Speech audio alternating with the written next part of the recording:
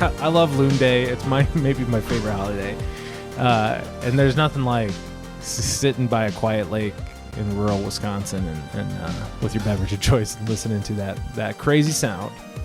Yeah, dude. Loon Day, that's my favorite holiday too, dude. Yeah. It's almost as good as Life Day. Actually, they do have one of the best things about it. This Loon Day, it's called Loon Days, and it's like a week-long celebration in a town called Mercer. And one of the things they do is they have a loon call competition. So you can get up there on a stage and you can try to imitate a loon. That's kind of hard. That's got to be really difficult to try. Yeah, I'm not going to even try. It's interesting. But hey, we are Star Wars Loose Cannon. We're kind of in transition. That you got, just so you guys know, we're I identify as back to Star Wars. We're in transitioning to starting to identify as back to Star Wars. But I just want we haven't really done like really great introductions recently, Nick. So just want to introduce ourselves. I'm Chris Higgins. I understand. I understand the instinct there, Chris, as I talk over you while you're introducing yourself. And my co-host here, Nick Oswald. And hey, that's me. How you doing, Nick? You win some, you lose some. You know. Yeah. You win some, you lose some. We are great. This is our 10-year anniversary. Like, we should point that out. This like it just happened over the weekend. Was it today or yesterday? The 29th. The 29th. So I think that was yesterday. Yeah. So Saturday the 29th was I'm imagining they're pulling that from iTunes data. So that must have been when we published. Okay, because someone on Instagram informed us in a tag, and it was really nice of them to do that. There's someone that must aggregate and follow Star Wars podcasts, and they used like the iTunes data. So shout out to them. Thank you for the kudos. Yeah, we've been doing this for a while, and it was as I said, 3 guys, some frozen pizza, and a dream, and sitting in a bedroom in front of a Yeti snowball. And here we are, still talking about Star Wars. 2 guys in a nightmare instead of 3 guys in a dream. 2 guys in a nightmare. This is our nightmare arc. Arc. Yeah, I'm totally in my nightmare era. Yeah. So Nick, I've been thinking. One thing that is an interesting philosophical idea. I think it's not something I hear all the time. But when I watched this episode, it made me think about it, and we'll get back to Star Wars, and you'll understand why I'm talking about this.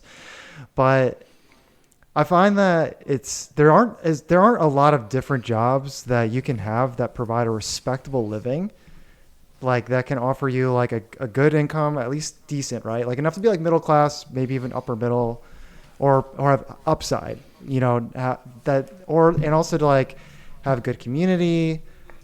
Be considered like cool. Like I don't think not every job that everyone has to meet all that criteria, but it should have like the potential. But not a lot of jobs provide that kind of opportunity that don't involve being a laptop job. Like having like be able to make good income, being able to be part of be able to live in a large city, be able to like be part of, to have good community, like to have like some kind of like, I don't know, like some prestige. I think a good job should not just offer money. If it's a good job, like it should provide other things too besides just money. And I think that like right now in the world that we live in, there's just not a lot of jobs that you can have that meet that criteria that do not involve working in a laptop. Does that make sense to you? Like, do you agree? Let me try to couch where you're getting at, because you don't necessarily have a point right now, Chris, but I know where it is. I know you have a point, but you're not saying it. You're talking about what is called on the internet fake email jobs, right? So not necessarily like, this job. Not necessarily. Like even if you code, I think that's real. Like if you're someone that like is a mission critical IT person, that's a real job. I'm just saying that. But that's in front of a laptop again. I think we have to differentiate those two things, right? So you have, because you said a laptop job. To me, that means a job you can just solely do from the internet. I think that's Pretty what you much. mean. You mean a fake Yeah, email pretty job, much. as You opposed can to. do it completely digitally. Yeah. I would argue a lot of IT jobs are not fake email jobs and not laptop jobs No, because I'm like not a lot saying of that IT they work are either. Yeah. requires you to be physically on premises in a lot of cases. Like, I mean, obviously a big part of infrastructure can be done remotely, but IT is mainly, very much on premises. But what you're talking about is like the rise of the critique of the fake email job, quote unquote. And you're also, I think you're starting to get to one of my points. And maybe if you're not making this argument and I'm making the wrong argument for me, stop me. But you are describing the premise of the book Bullshit Jobs by David Graeber. I'm going to stop you because I don't, it's not quite what I mean. What I'm trying to say is also that this is part of it though, Nick. Like what you're saying, I think is part of it. The fake email jobs are actually a result of the people that are the software developers that do make like 300K and they can live anywhere they want. And there's only like a handful of them that do it. And they're making like all of the money, and and all of these companies are basically built off of their skill and their work. But then you have all the fake email jobs that are underneath them, and why? Because of what those people can do. They're the majority of the reason that company is successful is because a small group of like software developers, people that can do code, people that do like quote unquote laptop work. I'm not saying that that's not like isn't of any value.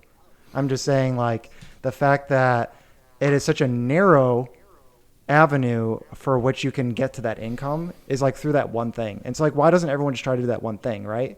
Like there's no incentive for you to have like there's just like the diversity of jobs that you can have that can lead to that kind of income that software developer can have are just very few. But yeah, but underneath that are a lot of people that also have these fake jobs, which kind of suck too.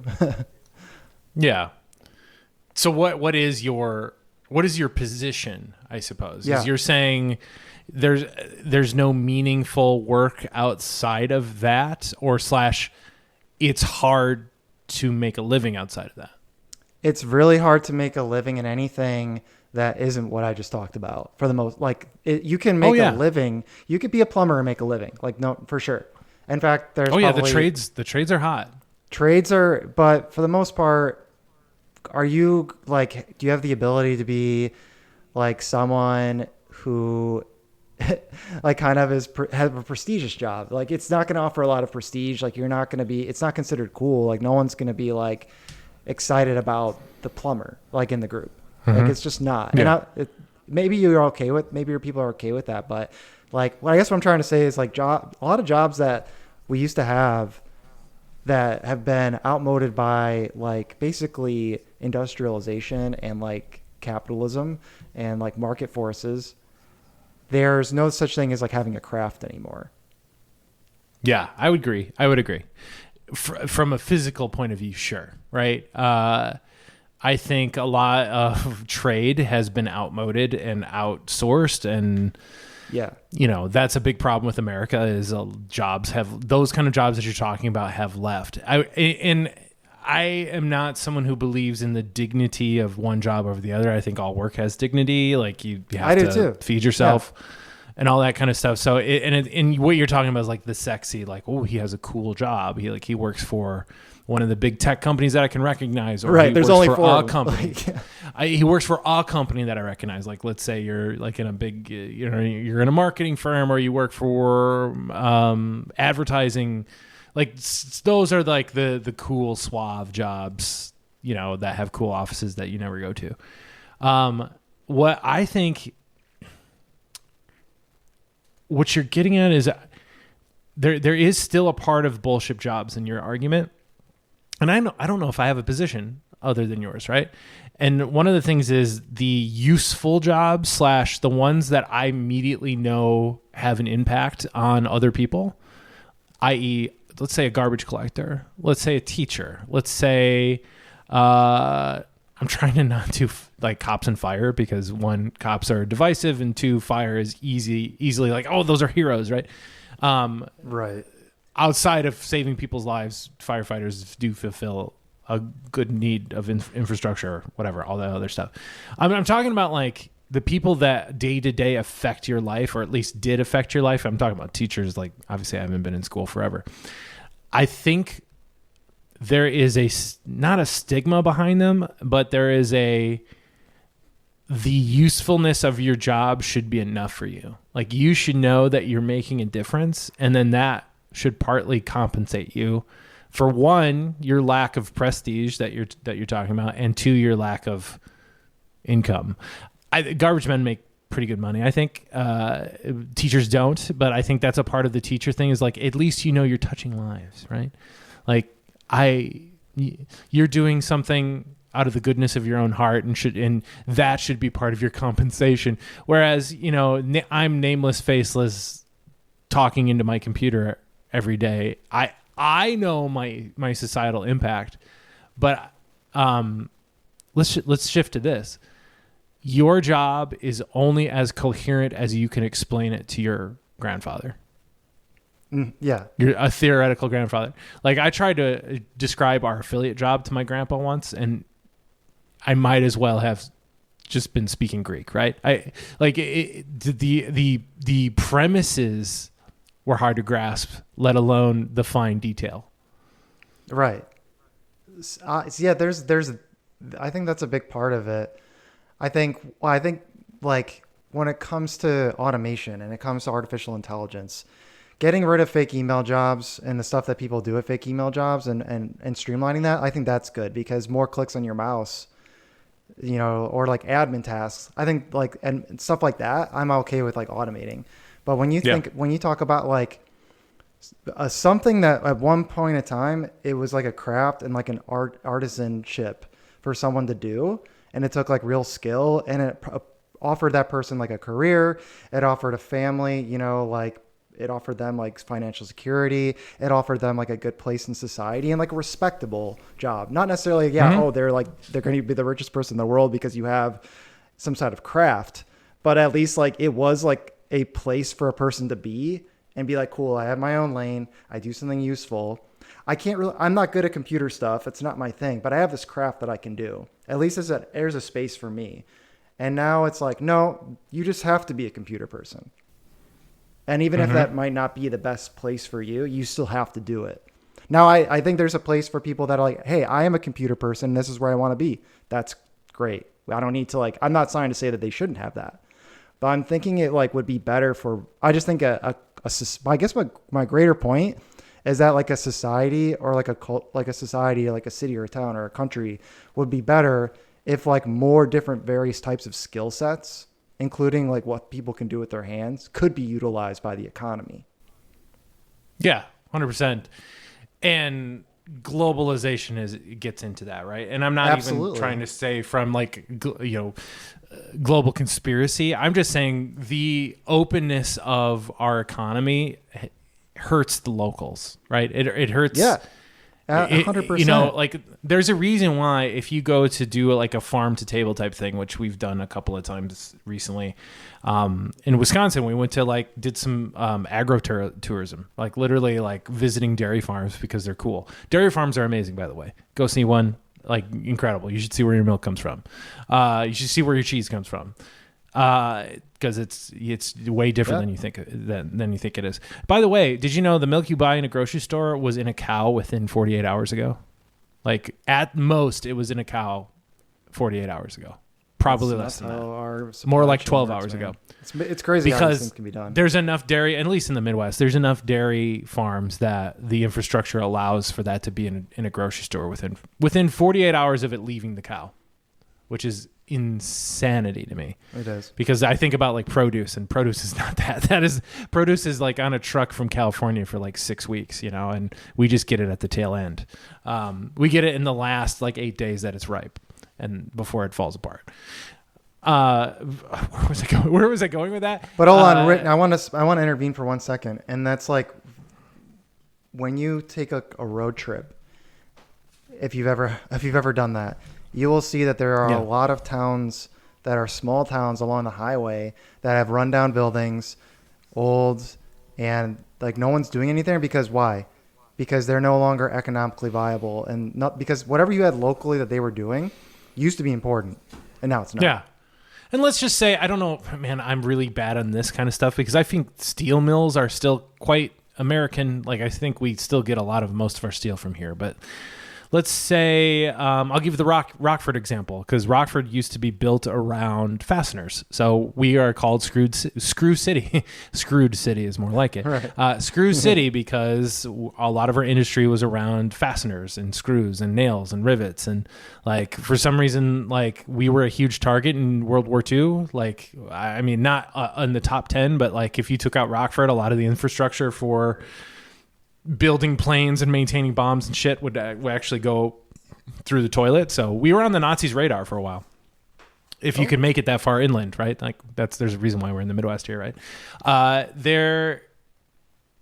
In the past, you used to just be able to make nails, and let's say you were the top supplier in, Wisconsin, Illinois, Indiana, tri-state area, right? Tri-state area means something different out east, but you're around Lake Michigan, you dominate. But now the way it works is you don't buy from somebody within a 100-mile radius. Like, you just get the cheapest possible thing you can get from the global supplier. Like, so that obviously, if your labor can stay consistent, and those companies would stay afloat. So if they could afford their labor and still make those things at a profit and still sell to the global market, they'd be around. But obviously the reason for a global market is to slash all those prices, and that's why they're not around. So I think the globalization of things killed the localization, and so we are all consolidated in these urban areas, and none of us are making anything, so we have nothing to do but have email jobs. And that is a very, very recent phenomenon. I'm not going to shit on email jobs again because I have one, and I'm going to have one for the rest of my life. I have a fake email job. Not going to say it's a fake email job. I'm just saying, I'm in that bucket. It's a real email job. Yeah, I'm in that bucket. I don't want to say that about my own job. I still think it is still a blessing in a way, and because it replaces office buildings. Like, because you can think about like the Mad Men era. Think about the vast, huge, like, space of people sitting at desks that are just working with paper all day. Like, we don't have to do that anymore.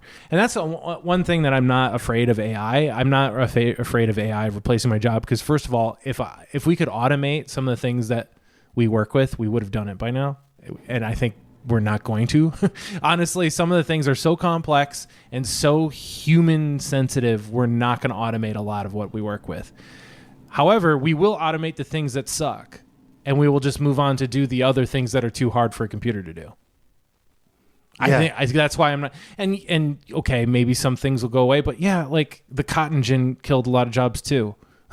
Like the printing press killed a ton of jobs but I'm not trying to say it's not going to damage some people's well-being or livelihoods, but at the very least, it creates new jobs somewhere else. Yeah, and if it does do that, that's kind of, I think we can start bringing it back to Star Wars here. Back to Star Wars. Back to Star Wars. There is inroads here to what we're going to talk about today. Yeah, and because I think the biggest takeaway from the second half for me is just the transition from ILM and the way they were making movies, from practical effects to digital effects and CGI. Mm-hmm. And what I think is really a loss, and it's not as if they try to cover this up or that they don't recognize it, is the practical effects people just losing their job, and very quickly. Mm-hmm. Like, at the speed of lightning, they lost these jobs from one decade being, you're the most useful person here. I need you in the room. I need your team. Everything that we can do here is not possible without you, to being, bye, get a new career, get a new craft, learn to code. Yeah. Learn to use the CG. Pixar machine. Yeah. Learn to use the Pixar machine. And some of them did. Credit to them. I give them all the credit in the world for doing that. But some of them decided not to. They were like, this is not me. And I think it's sad. I think, do you think it's sad? Like, that I think we all, like, see that like it sucks that they lost their job, and of course I think they did fine, but to see that like a craft was just like gone, I thought it's unfortunate. I feel like it came back around though, and I'm not going to say that those same people are making the Star Wars today, but it came back around in that we did too much CGI. I think in the same token, we're probably doing too much AI right now, and it'll come back around because we'll realize its failures and we'll realize its weaknesses, like, and then we'll use it where that well. Yet. We'll use it where it's really good to be used. We'll use its strengths. And I think we're kind of, and it's really unfortunate. And I made this quip last time about how hard it is to make new IP. And because you have to have a really strong creative brain to make new IP. And I just think it's all, the creative brains are in visuals right now. They're not in IP. And I think all of those people are in full circle. Granted, they need to be able to work with computers, but practical effects, the volume, like being able to do crazy things with your, basically with your camera, with the digital interfaces, democratized it in a way to where, okay, the old guard doesn't have a job anymore, but it opened up to way more new people that could do this now. Yeah, it does. If you have the software, which I don't think was, that's part of this too, right? Like the software and the computers got cheaper, and it got cheaper to do a lot of this stuff. But there were, it's one thing that I noticed was, sure, that the guy, trying to remember his name, who was the head of all the their practical effects, like the stop motion and stuff, like they kept him around, but they didn't talk about all the people that he had employed. Like they did a little bit, but it's like, we said, hey, you're not going anywhere. Like you're going to go up. Like you're talking about Phil Tippett. Yeah, maybe? Yeah, Phil. Yeah, like you're gonna move up, man. It's like that's great for him, but like let's be real, probably all the people that he like were under his employ like had to go. Yeah. So which, yeah, I mean, you know what? Maybe they weren't working on tier 1 Star Wars movies, but they definitely didn't not have work, right? It probably just got moved to other avenues. Possibly. Yeah, and it's not like I'm saying I know what the right thing is here to do and what the what's the alternative, right? Like they got to make things that they got to do things that they couldn't do before. Like, and they showed that they could do it better. Like the T-Rex. I mean, once they figured out the T-Rex in Jurassic Park, it was over. Like that was. And think about this. So it killed some practical effects, but at the same time, it was the starting gun for George. Again, he was like, "Oh, I can make the prequels now," because to him, and I can't remember if there's a quote like this, but to him, the prequels were too big for practical effects, and I feel like that's why he never thought to make them. And obviously, he was probably just fatigued, to be honest. Like he went on after 1983 to probably not think about Star Wars for a very long time, and then until he saw the T-Rex, like, oh, we can do the prequels now. Yeah, and it was around then, and then Jumanji, which with all the stuff they were doing in those movies, it became clear that they could do it. But even then, it was for George. It was not a. He even admits it was kind of about making a statement to the I think the theaters and like the industry at large that said like, yeah, guess what, digital's here and it's here to stay, and you laggards are gonna have to like, I'm gonna show you what this is like, that I can do this. And even though no one believed it, because I think he started filming it on completely digital, and it was more about making a statement about what digital effects could do than even just about making a good Star Wars movie. Yeah. Which kind of shows. It definitely shows. Yeah. I think that this is crazy because I have so many thoughts about these pioneers, and I'm usually not a hero worship guy, but two things came about when watching the second part. So we're talking about parts 4, 5, and 6 of Light and Magic on Disney Plus. Go see it. But I asked you last time, did you have more or less respect for George Lucas? And obviously it was a resounding yes. And this one, it was like, are you even more amazed by George Lucas? Because for one,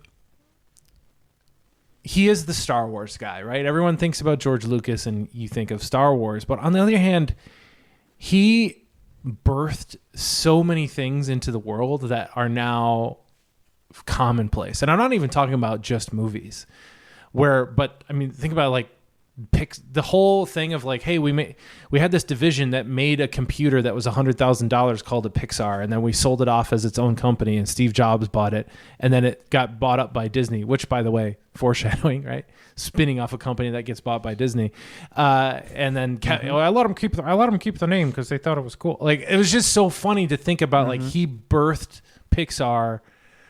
I mean, granted, he had very smart people making this stuff, but at the same time, it's like those things happened because of him. John Knoll. Okay. I have on my notes here, Ken Ralston fucks, because I thought that guy was cool. But John Knoll fucks. Like, that guy. Let me just go through his resume, because they don't diminish it. They don't hide anything. But one, when he was 16 or 15 or whatever, he toured ILM on a whim, and they just showed him around and just like, oh, cool, this is cool stuff. And then I can't remember if he went to film school, but he ended up working there. 2, he became like the ILM guy. 3, he invented Photoshop with his brother. 4, Rogue One exists because it's his idea. Did you know that? Rogue One was John Knoll's idea. He didn't write it, but he's credited as like creator or whatever. I can't remember what he's credited as, but he's like number 4 on the credits because it's his idea. It's essentially like, here's the premise, and we should do a heist movie around getting the data tapes. So like, that's awesome. Think of how amazing of a dude that is. Now again, Pixar spun off from Lucasfilm, spun off from ILM. Photoshop, just a little side hustle with your brother. They talk about Avid, which is hey, we worked with Avid at our former job, actually. They were a client of ours. They make Pro Tools, which is audio editing software that a lot of big name engineers use. They have video editing software that, again, big name studios use. And also that all of that stuff, Photoshop, all of the Adobe suite and the Avid suites, trickle down to regular folks like you and me who can just go and make videos on our computers now. And in a way, it makes it less special, but in another way, it's more democratized, and each person has their own chance to make something and not have to spend $100,000 on a box. It's amazing. And all of that folds up to George Lucas, the Star Wars guy. So it's just incredible to think about what he has done for creativity, not just films, what he's done for creativity in the world. I agree. It's also, he seems like more of he should be lumped in more with people like Steve Jobs than other directors. Oh, he's way higher, way above Steve Jobs to me. I think he's like the category of like innovative, visionary. I think he's 10 times the visionary and I think Steve Jobs is a visionary, but like, I feel like I don't know, Apple ideas I think are a little bit easier to me than what is in George's head. Just like, I want a personal he should computer. Definitely be like better, but I guess what I'm trying to say is like as a leader of a company, as opposed to just being a director. Mm-hmm. Yeah. He is more like, he's like the Steve Jobs of creativity in film. And ILM like the Star Wars guy. It's kind of what it shows, right? That ILM, it was so much bigger than just, the production company behind, Star Wars and a couple other movies. Is like, no, it's like everything that you see now it's kind of because of them and all the technology behind it and all the trailblazing they did. And, you know, hashtag Disney is ruining Star Wars. I don't know if you've seen it, but it's funny to think about that people think that Disney ruined Star Wars, whereas on the other hand, Disney gobbled up Star Wars, right? But Disney wouldn't be where it is without Lucasfilm. Yeah. And it's almost fate that they are the same blob now. That's interesting. I never thought about it like that. Yeah. Disney, I mean, literally Pixar. I honestly, Disney wouldn't be where it is without Pixar, and Pixar wouldn't exist without Lucasfilm. Yeah, he's just, it's just like crazy how he just told people to do something. He just said, go ahead and try this. Mm-hmm. And like, just if he knew that, he kind of just like, he was just very visionary. He knew that this was this was going to work. And he's just like, yeah, it's going to work out. Like, yeah, you're going to figure out CGI now. Yeah, do that. And that's what we're going to do for the rest of our time here. It's amazing to think about. I guess I don't think about other movies like this, but there must be more examples, and probably ILM being involved. But yeah, I think of like any new modern movie being made that all the technology that they use already existed. But with all these movies, all of them they were inventing the technology because they were like, well, we need to do this, and now we need to invent it. Like they just were like, they had a goal, they had like a North Star of like, we need to do this, and we're just gonna have to figure out how to get it done. And if we have to invent like a new machine or a new software program to do it, then so be it. And just also changing, I guess, the way that human beings interact with it. Once again, taking annoying stuff out of your day-to-day life so you can do the cool stuff, or the things that you actually want to do. The reason why George wanted digital editing is because he hated cutting film. It's like, I hated spending 12 hours looking for 3 frames that I accidentally threw away. And so he's trying to get rid of inconveniences. And one guy described the digital editing bay that they had come up with. It was almost like a seance. You sat down at the chair, you put your hand on this like digital like wheel. It had different buttons, and then the film just appeared. Like you weren't huddling over film, cutting it, gluing it together, and the place smelled bad. Like you were at this like really sophisticated starship that you turned wheels and made things happen. So taking away the weird analog having to glue things together element, and then making it so, okay, I'm just gonna have my creativity just appear on the screen with this wheel. Yeah, it's amazing. And I guess part of me is thinking back to my earlier argument, and or not argument, but just a question I'm posing. And is that part of, would I be okay within my like scope of it? Am I okay with that? Like I feel like it should have been done, and it was good, right? Like I don't regret that any of that. Like it's clearly better. The process that process sucked. They probably lost a lot of work. You probably lost a lot of work. And like to redo something with that, like if you messed up, like you lose so many hours. Like I can't even imagine. Yeah, and again, the democratization part of it. Granted, I know that editing bay was probably not accessible to most people, but think of like how many more people can do. I mean, honestly, like that's the entire market of some of these high-end Macs that they sell, like the Mac Pro and the towers and whatnot, are like only really bought by production companies. And you'd think like, oh, they're just buying the same things that I can get on apple.com. Like, well, they're pouring $20,000 into it, but it's still better than $100,000. You can get a tower that runs OS 10 or Mac OS just like everybody else, but it is a state-of-the-art like powerhouse for making films that is literally on everyone's desks in Hollywood. You can get that. You can go buy that.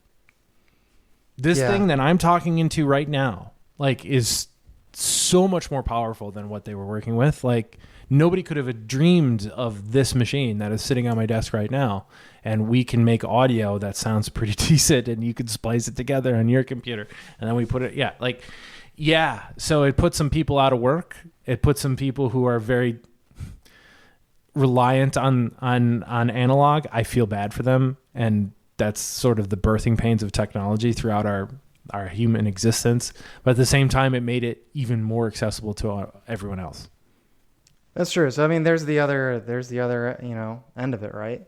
Having things be more accessible, and also a lot of the advances in technology in general make things cheaper for people to buy. Industrialization of things and like automation. You're kind of sacrificing like jobs for a cheaper price for people to have. So that's not like nothing. That's nothing to sneeze at. Like having products and like food and stuff be like more affordable for the average person. Like it's nothing to sneeze at. Like it's definitely an accomplishment. You do sacrifice on the other end, just like jobs, but it just depends on the type of job, in my opinion. Like, in this case, we did have a cool job it was before, but we're getting so much benefit out of it. And like the types of movies that we can have, and it's too late. Like we're not going to go back, we're not going to go back to, maybe there would be like some indie movie that people would be like, hey, we tried to do this with all practical effects. And you'd be like, cool. Like that was interesting. But this is very niche. Avengers. Yeah. It's very niche. It would just be like a niche thing. All right. So anything else, like any other big takeaways from you from the first couple episodes? I had a couple as well. Yeah. So potatoes, I have in all caps. Some of the asteroids were made out of potatoes in Empire Strikes Back. And shoes. Well, there was like a ship, one of the big fleet shots where they're sitting in the throne room of Darth Sidious. Mm-hmm. And he's like, yeah, that one is a wad of gum. Yep. Yeah, it was shot so far away. The cloud that they made. So glad you brought that up. That is incredible. Practical effect. They just made a cloud. It's so cool. Like when they just show you the cloud outside of the movie. When they just show, I'm like, that just looks beautiful. It looks so real. Yeah, you would have thought that they from just Indiana superimposed. Jones, by the way. Yeah, it was like you would have thought that they just filmed a stormy day and then composite shot it onto it, but no, they made it in a studio. Yeah, so there definitely were still like practical effects being used. Also, that was like a little bit earlier, but like that's crazy how they did that and very cool. I don't know if we want to take the podcast in this direction, and we get political here and there, but why do you think people hate Kathy Kennedy? It's just like a really easy. It's just your mind can jump to a very easy like, okay, it got taken over by Disney, and then Disney's person in charge of Star Wars is Kathleen Kennedy. No, she was with Lucasfilm from the beginning. Oh no, she's but not like, a Disney hold on, person. I'm giving you the. You're giving me the synopsis of an idiot. Okay, got it. Yeah, like, I'm giving. Yeah, she came in from the fucking Disney. Yeah, like, but like no, without dude, having without actually like looking into it, this is what you're right. Like we just know these couple of technically facts, but then she was the Lucasfilm boss before the right, acquisition. Right, exactly. And then the last thing is like, oh, it became like woke, and then she's a big time feminist. So that's why like. Quote unquote. So like she's a woman that doesn't hate herself. Got it. And also now you have South Park that they did that episode, so it didn't exactly help. I don't know if you've seen. I don't know. Just I get the impression, like, and from the back half of Light of Magic, like seeing her prominence, and like it's not really a huge part of it because she sort of takes over the business side of things for George, and George was happy to be like, yeah, I don't want to do this anymore. But she was there for every big thing that Lucasfilm did. Like she was like the midwife for Indiana Jones. Like I just don't understand, like her hands and strings have been in this stuff since the 80s and why it's like people think it's such a new thing.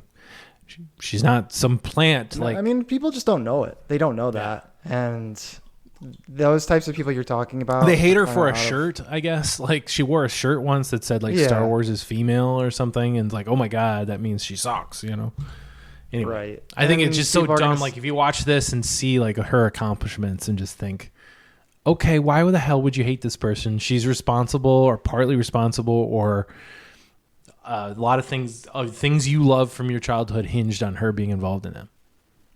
Yeah, and honestly, a lot of the stuff that you see online is like, it would be a picture. It could, not saying I've actually seen this, but it could be like a picture of her wearing that shirt, and then someone in a caption might say like, Kathleen Kennedy, like, she hates men, or like something like blah blah blah blah. And people kind of just take stuff like that, like a stupid meme that someone creates, as like fact, like, and then it can get spread, and it's just like, okay, well, it's not really true. But yeah, she clearly is very highly qualified for her job. I don't. Yep. I think we've talked about that before. She's been there the whole time. Last question: what if the Rancor was just a guy in a suit? Well, wasn't he? When you brought up potato, I thought that's where you were going to go with it, because wasn't he supposed to be the combination of a potato and it's like a potato, it was a potato and a dog or something. But their original, they even made the suit. Like Phil Tippett made the suit. That it was supposed to be the Rancor, and I think it would just have been so. It would have not worked. But it was an animatronic, not a stop motion, that they just filmed really slowly. It was very interesting. They filmed it backwards. Yeah, and I my mind doesn't quite comprehend why that works. It just does. It also does. There's something when you get to the Acolyte. There's something that they film backwards that I just learned, and it makes a lot of sense. For some reason, it does something to the eye. The way it makes things feel unworldly in a way, and it's just like a big bipedal and alien that might eat you. It's a perfect thing to film backwards, And that's honestly, if something that's like a little bit unworldly, in my opinion, the way that it has an impact on my energy and my focus and my day-to-day productivity is Magic Mind, Nick. Oh, I knew you were going to go somewhere with that. Yeah, I get unworldly desires to eat small people, like the Rancor. And that's because you're thinking like, I've had enough caffeine. I'm getting low on my caffeine dose. I'm getting kind of angry. I might have to eat someone. And so you go reach for that next cup of coffee. But then you also realize that is like your 6th cup of coffee today. And now it's like only 2:00. It's only 2 p.m. So you're thinking like, is this really what I should be reaching for? I had that moment recently because we just upgraded to one of those fancy bougie ass Nespresso things that makes all of your coffee without any milk need for a barista anymore. And I was thinking, you know what? I should get my 6th Nespresso of the day. And I looked in the fridge and I saw my Magic Mind and I said, no, I need focus. I need I need the lack of fatigue in my life. I don't need the jitters. I just need to wake up and focus and finish my day off right. And that's when I reached for a Magic Mind instead of coffee. Yeah, and like for me, it's I do want to be conscious of my caffeine intake, and therefore I'm looking for ways that I can maybe feel like that buzz from coffee without having more of it. And I think that's what Magic Mind does. It feels like you're having another cup of coffee, but there's really only a little bit of caffeine. It's from matcha, but then they also put in a lot of vitamins and really essential nutrients in this little shot, this little green shot that they give you, which we prefer chilled as people have listened to previous episodes. Gotta shake it. Gotta get it out. I give my little shake. I crack it open. My son wants a sip every time, and I have to say, no, this is just for daddy. And that's my tagline. It's for daddies, not for kids. This is my tagline, Magic Mind. It's for daddy. It's for daddies. Yeah, so I think for the things that coffee allows, better focus, better cognition, and better energy, and honestly, all that with less stress. It has a lot of good vitamins like B vitamins. It has turmeric. It has vitamin C and D3, all kinds of vitamins packed in there. And if you go to magicmind.com/Star Wars, you can get up to 48% off your first subscription with them, or you can get 20% off just a one-time purchase if you just want to try it out. And you can get our discount with code Star Wars 20. That's STARWARS 20. So guys, appreciate it if you go check out the link. We'll put in the episode description, and yeah, start having a better mind. Yeah. Speaking of better minds, let's round this out. There's a shocking lack of Ben Burt in this. There's a little bit of Ben Burt in, I think, episode 5, but honestly, I think his stories are really great, and like how he came up with the sounds and how he came up with the TIE fighter sounds and the blaster sounds. But he come to find out he was a second unit director on a lot of the Star Wars. I think Return of the Jedi and onward, and he had a lot bigger role at Lucasfilm instead of the guy that made cool sounds. But they brought him on specifically to do Chewbacca only, and then he looked at the list of other things they were trying to do, and he's like, "Could I take a crack at these things?" So imagine like if he just made the Chewbacca sound and then peace. He's another one for me in my head where I'm like, George says to him, I got a whole bunch of products I'm going to put you on. Yeah. Yeah. I got a whole rich chips. I fucking love that meme. I don't know why. It's just, I'm always thinking about that when it comes to this, because George is just like, oh, I got a whole bunch of products I'm going to put you on. Like, I love it. I love that energy of like almost kind of like that dad vibe of a guy that's not really paying attention to what you're talking about, but vaguely hears what you say and applies it to your life or his life in the wrong way. It's just like, man, I got this. He's like, hey, what kind of work do you do? I do audio, marketing automation. I work with email. It's like, man, I got emails. I need you to look at my iPad. Like that's how it always ends up in my life. That's how boomers understand it. Now they go to you for everything, but chances are you probably are better at it than they might be. Unfortunately, because you're a laptop guy. I am. Yeah. Speaking of laptop people, I think they did a good job, but I also thought it was a little funny, and that was with Steve Spaz Williams and Mark Dippé or Mark. You nailed it. So they were brought in. I think we all got the idea that the practical effects people, like, they were cool. Like, it was like a frat kind of, like, in a non-toxic way. Like, it was just like, a bunch of young people doing really cool things. Cooler and nerds. Drinking beer. Yeah, cool nerds. And they were like the new guard of CGI. And they were the ones that were like really starting to actually implement CGI for kind of the first time. And they introduced them as being very cool. Like, Spaz is like, I'm ex-military, like I'm special forces, and like I can't tell you what I did. I can't tell you what I did. Did you? It seemed a little bit forced, but also I like Alice Cooper.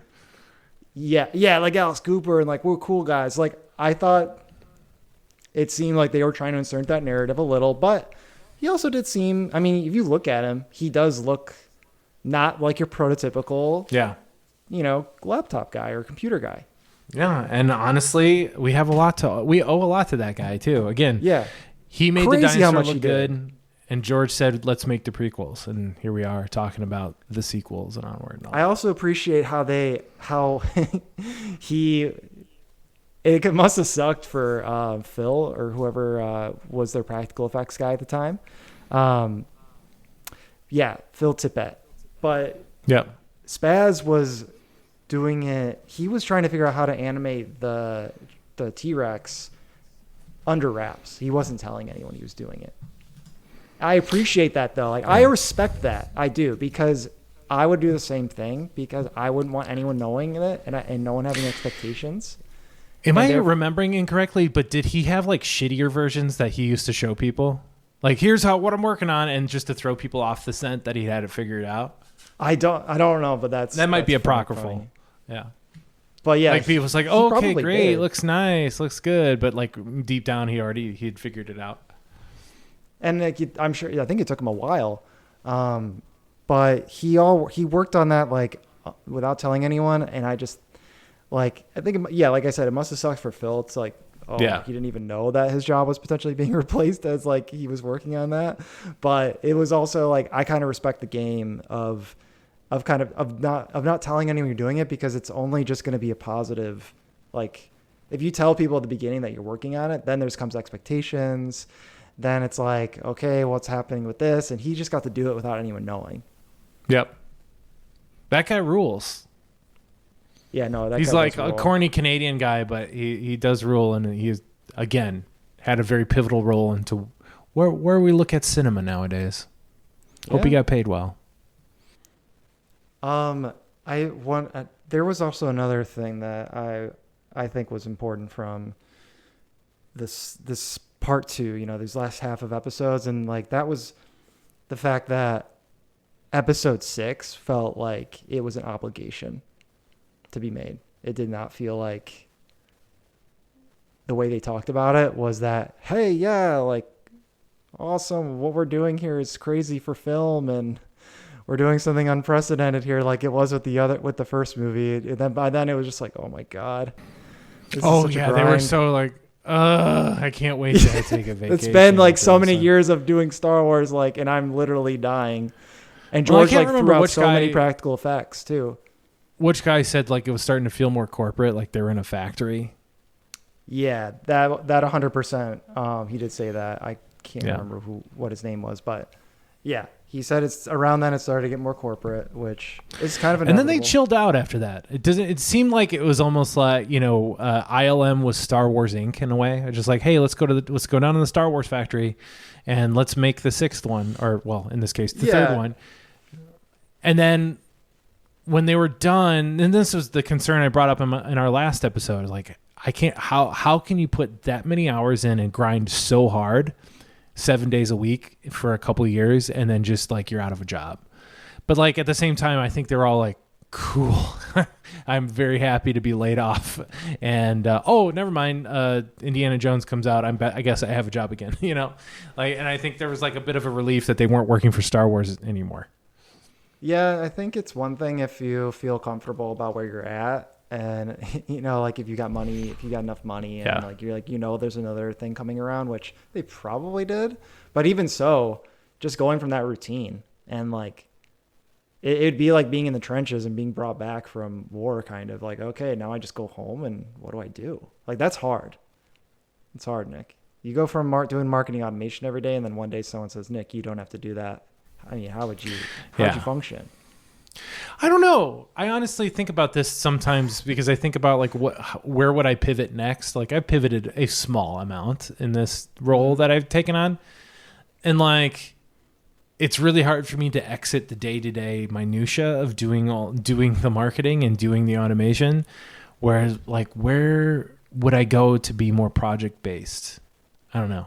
Like if the spigot turned off and I had to be a little bit more deliberate and creative / drum up my own work, what would I do? Yeah. Luckily, I work for a very large tech company where the spigot never turns off. Yeah, you don't have to worry about the spigot. They I might go to a different spigot, but I will go to a spigot that's turned on. It will not turn off. Yeah, there'll always be a spigot. Okay. I felt vindicated on one part in this episode based on the last episode, what we talked about. What? And that was that you can't not say no to George. They they drove that home in like these couple episodes. You're right. I felt like it was nice that I saw things that were like, okay, they're balancing like good and bad, right? Like, hey, we all got kind of sad around the time the Return of the Jedi. Let's be honest, people thought it was going to the grindstone. And then like, hey, but we were happy again. Like we got to do fun stuff again after that. And it's like, cool. Like, hey, they're like being balanced. And like with George, it's like, he is a genius and he is a great director and he's a visionary. But yeah, he just doesn't say no. You do not say no to George. Like, no. Yeah. And it's not like, I think maybe the way that it came off was that he would just be like, like angry at you or something. It's not really how it works. It's not really that. He's just like, just think about it. Just think about it for a little bit. Just think about it. And then he'd be like, but George, like, Willie, we can't do this. Like, this can't be done. He's like, just think about it. Just think about it. And he did it in that way. He didn't say like, fuck you, leave this boardroom. Yeah. Like there's a apocryphal, I I can't remember if this is Steve Jobs' story or if it's a Tim Cook Apple story, where they're in a boardroom. They're talking about problems with production in China. So they have whatever let's just say it's the iPhone. They have the iPhone figured out. They're making it, and there's some sort of thing that's stopping production in China. And they get to the end of the sentence. Whoever's speaking, it might be Steve Jobs. I think it's Steve Jobs. They get to the end of the sentence. And he looks over to a guy. He's like, "What are you still doing here?" It's like, "But we're in this meeting. We're talking." I'm like, "I just said there was a problem in China. Why aren't you on a plane?" Like, it's like one of those things where it's like you needed to pick up on the fact that I'm not here to just like dick around and have a corporate like fake email job. Like, I actually now have to go solve this. Mm-hmm. And the same thing with George. It's just like, just think about it. That's AKA you will do this, and I will come back here, and you'll have progress. You know. And the way you describe that, like, does it with the Steve Jobs thing? Is it? It seems like he's trying to be like, I'm wanting you to kind of take initiative and do something, as opposed to like, I don't want to have to say exactly what I want you to do right now. Is that kind of how that's supposed to come off? I think it was more of a meetings culture type thing. It's just like, we're not here to just talk about this problem. I've told you what the problem is. There's nothing to be talked about anymore. Okay, you will now get on a plane and fix it. Yeah, why are you still here? Like, I literally told you what you should be doing right now. Yeah. Okay, the anecdote that really just it made me feel warm and fuzzy inside. Which is hard for me. I'm very cold and prickly. I'm callous. Yeah, I'm very prickly. But when Joe Johnston, his version of saying no to George was like, "Hey, I'm done, dude." He's like, I'm done with this stuff. Like, I really just want to actually take the money that I got paid and go spend it, and I'm going to go travel, and I'm going to go see the world, because I'm just so burnt out. And George, to me, it was like his version of not saying no was like, well, how about you go get a film degree at USC instead, and like, I'll pay for it. That is a good boss right there. That's freaking awesome. Yeah. And then he went on to do, like, Joe Johnston directed some cool ass movies. So kudos to him. He got Honey, I Shrunk the Kids like right after it. That's how my dad isn't retired, by the way. Like, he tried to retire like once a year for the last 3 years, and he keeps getting a better deal. So like, that's how things work. Sometimes you try to leave the game, but the game doesn't leave you. Mm-hmm. Yeah. So I thought that was cool. I thought there was also another, and Nick, we have like this checklist, I feel like, or like the amounts of points in George's corner. And it's like, that was another one for me. Like the Joe Johnson thing. Yeah. He didn't try to like. Why don't you just go to school, bud? Yeah, like, it's so incredible to me that film school still holds such a high regard that you could be. I worked on the Star Wars, and I can't remember what exactly Joe Johnston did. Was he principal photography? I mean, he did crazy shit at ILM. Like, why do you still need to go to film school? Like, you were in film, you made film school. Like, what you did is now being published in textbooks at film school. Why do you need to go there? Well, that's what he said. He said, George, I feel like I've been in film school the last 10 years. Yeah, right, exactly. No, I'm not in film school. I'm like making the films that you're teaching. Yeah, the classes they're going to teach are going to be about they're going to be about us. Like, granted, he went on to be a director, and I'm sure he didn't know much about directing, so it's probably okay. Anyway, it's just like one of those things. It's like the Gary V in me. Like, what do you need to go to college for that? Yeah, I think it gives you a chance to not be so in it.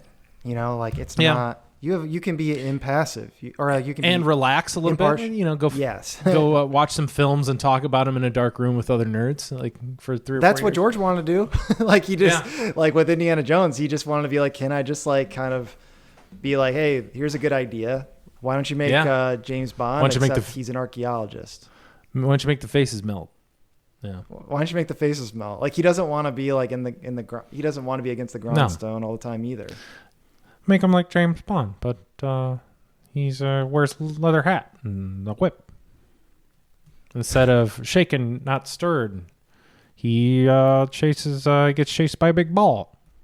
My George Lucas becomes Obama immediately. He gets chased by a big ball. Let me be clear. Let me be clear. Let me be clear. Just think about it. Just think about it. Okay. I feel like we're running low on time, but there was one. This is more of a fun fact. Don't have I don't know if we'll go on like a huge train on it. Fun fact. The fact that Spielberg and George, they took 1 point from each other for their movies that they were making. So oh yeah, I love of the box that. office. I think that's what it meant. They traded points. Yeah. Yeah. So I think I was like lazily watching the first time and I was like, whatever. Yeah. And then I rewatched it. And I was like, they put it in parentheses at the bottom. Like 1 point means like percent, 1%. So it made I guess it made them invested in each other's movies, I think, in a way. So it's like the work that I do, the expertise that I share with you is, like I will monetarily see benefit from that. Yeah. And I guess it made them put more skin in the game. Yeah. Yeah, it's like not only do I want to watch movies with you and give you my good ideas, but I'll get paid for it too. Yeah, and I want to get paid for this, and like I want to be like part of the company that like I want us to go into business together. Not just it was a friendly rivalry, but it was also they were business partners. Yeah. But they both. It's an interesting thought too that it's a trade too. They're like, okay, your movie has to blow up, and my movie has to blow up, and they both blew up. So yeah. Yeah, and he said they basically were like, well, you think your movie's gonna suck, and I think my movie's gonna suck. So why don't we just hedge our bets? Mm-hmm. I love it. Which Spielberg movie was that? I think was it Close Encounters? Oh yeah, I think it might have been. Yeah.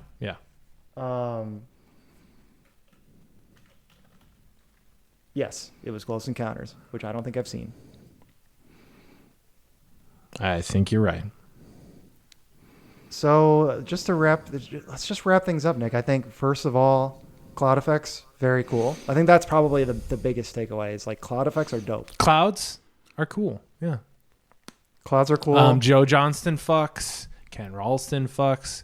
Phil Tippett. This was not as recent of a view of me, but him explaining his version of ADHD and what making models did to help him was one of the most succinct, I guess, views into the mind of somebody with ADHD I've ever heard. Like, because I don't understand it. I don't have it. Like, I have the kind of ADHD that everyone has because we're on our phones and on the internet all day. But like, I don't really have it. So having somebody explain it in those terms was really cool. And I wish I remembered some of the quips about it, but having him go like, hey, I would have like definitely crumbled if I didn't have this to do. I have ADHD until someone puts on Star Wars, and then I'm locked in. Locked in, baby. Yeah. So yeah, this has been, we've been back to Star Wars. Thank you guys for tuning in. It was honestly fun watching this documentary. I'm glad we did. It was kind of like, I wasn't sure if I would like it, but it was cool. I feel like you can learn a lot. Yeah, you can learn a lot and enjoy it. Truly inspiring. Not that I think that I can just go, the days of showing up at a place that you like and getting a tour and then getting a job there, that's kind of over. But like, it's still inspiring in its own way where like cool things that you're doing in 10 years from now might not be invented yet, and you might be the one inventing it. You ever think about that? That is pretty cool to think about. I think for me, it's like getting in a group, whatever it is. It may not be like office work, but if you can get together with a group of people and like do something, you like each other. It doesn't matter. It doesn't have to be a specific thing, but like just getting together with a group of people that are on the same page, working towards a goal, like it can create quote unquote magic. Mm-hmm. Industrial. Yeah, in an industrial fashion in some cases.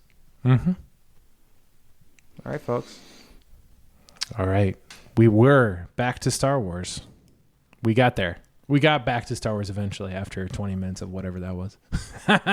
And we'll be back again.